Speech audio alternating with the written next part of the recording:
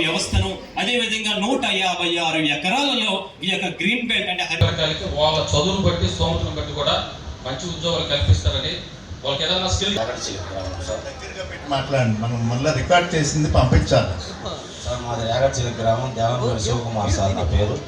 మన గ్రామంలో డెవలప్మెంట్ చేసే విధంగా మీ ఫ్యాక్టరీ కట్టేటప్పుడు సమ్ టైం పడుతుంది. ఆ టైం లోపల ఇక్కడ మీరు ఎంప్లాయ్మెంట్ అనౌన్స్ చేసి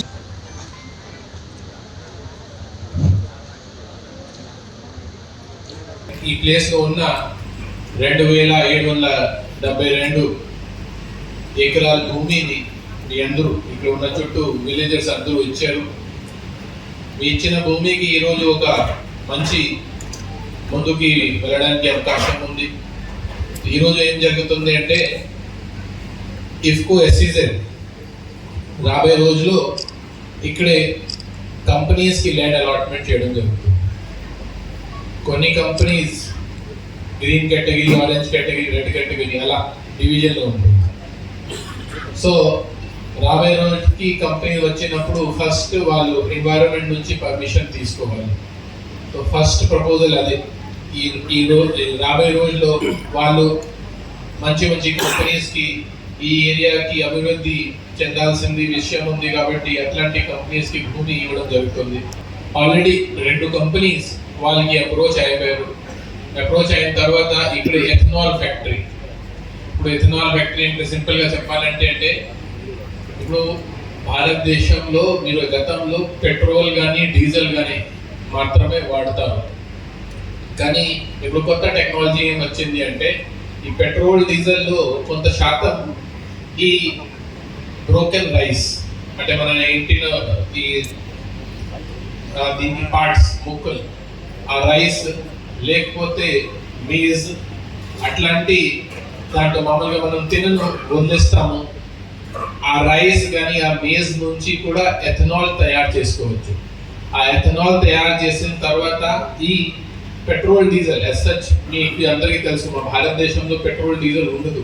ఈ పెట్రోల్ డీజిల్ మన మామూలుగా అరబ్ ప్రాంతంలో సౌదీ అరేబియా కానీ, ఇరాన్ కానీ, రష్యా కానీ అక్కడి నుంచి మాకు వస్తాయి. సో ఆ నేపథ్యంలో government of India, so only Andhra Pradesh కాదు మొత్తం భారతదేశంలో ఎస్పెషలీ మహారాష్ట్రలో, గుజరాత్లో ఈ బ్లెండింగ్ చేస్తే కొంత మా మీద భారం తగ్గిపోతుంది అనేది ఆలోచనతో మొత్తం భారతదేశంలో ఇథనాల్ ప్లాంట్స్ ఏర్పాటు చేయడం జరుగుతున్నాయి. సో ఆ 2 కంపెనీస్ కూడా వాళ్ళు ఏం చేస్తారు, వాళ్ళ బ్యాక్గ్రౌండ్ ఏంటి, ఇక్కడ వచ్చినప్పుడు ఎలా చేస్తారు, ఈ ప్రాంతం కోసం ఏం చేస్తారు అది కూడా చెప్పడం జరుగుతుంది. ఈరోజు 3 ప్రాజెక్ట్స్ గురించి మీకు చెప్తాను. ఒకటి ఫస్ట్ ఈ ఇఫ్కో ఎస్సీజెడ్లో రాబోయే రోజుల్లో వాళ్ళ ఆలోచన ఏంటి, ఏమేమి కంపెనీ వస్తాయి, ఏమేమి చేస్తారు, ఎవరికి ఎంత ల్యాండ్ ఇస్తారు అది. రెండోది ఈ 2 కంపెనీస్ ఇథనాల్ సంబంధించిన కంపెనీస్ కూడా వాళ్ళ ప్రతిపాదన మీకు చెప్పడం జరుగుతుంది. ఇప్పుడు మీకు చాలా అనుమానం ఉండవచ్చు, ఆలోచన ఉండవచ్చు, అపోహలు ఉండవచ్చు. ఏమి రెస్ట్రిక్షన్ లేదు, మీరు అన్నీ మాట్లాడవచ్చు. ఎందుకంటే భూమి మీరే ఇచ్చారు, మీరు భూమి ఇచ్చారు కాబట్టి మీరు దీనికి ఖచ్చితంగా భాగస్వామిగా ఉన్నారు. రాబోయే రోజుల్లో వీళ్ళు ఖచ్చితంగా ఓకే అభివృద్ధి జరిగితే ఆంధ్రప్రదేశ్ రాష్ట్రం అభివృద్ధి అవుతుంది, నెల్లూరు జిల్లా అభివృద్ధి అవుతుంది. కానీ ముఖ్యమైన అంటే ఈ ప్రాంతంలో ఉన్న గ్రామంలో, ఈ ప్రాంతంలో ఉన్న ప్రజలకి అభివృద్ధి జరగాలి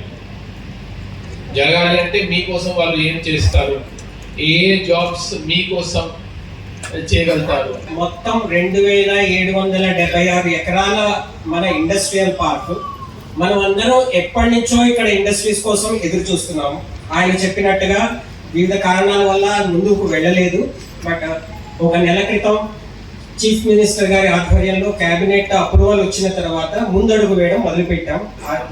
అడుగు వేయగానే మనకి 2 కంపెనీలు వచ్చాయి. ఈ 2 కంపెనీలే కాదు ఇంకా చాలా కంపెనీలు మన దగ్గరికి రాబోతున్నాయి. మొదటి విషయం ఏంటంటే మన ఇఫ్కో కిసాన్ ఎస్సీజెడ్ లో మనం ఎన్నో ఇన్ఫ్రాస్ట్రక్చరల్ డెవలప్మెంట్లు చేశాము.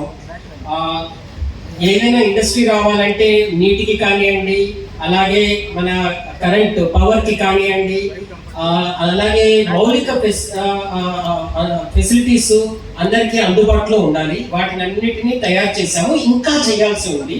వాటికి మేము 870 కోట్లు బడ్జెట్ వేసి వాటిని తయారు చేయడానికి మేము రెడీగా ఉన్నాం.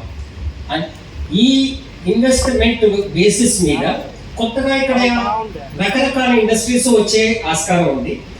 మేము ఇది వరకు ఎన్విరాన్మెంటల్ క్లియరెన్స్ తీసుకున్నాం.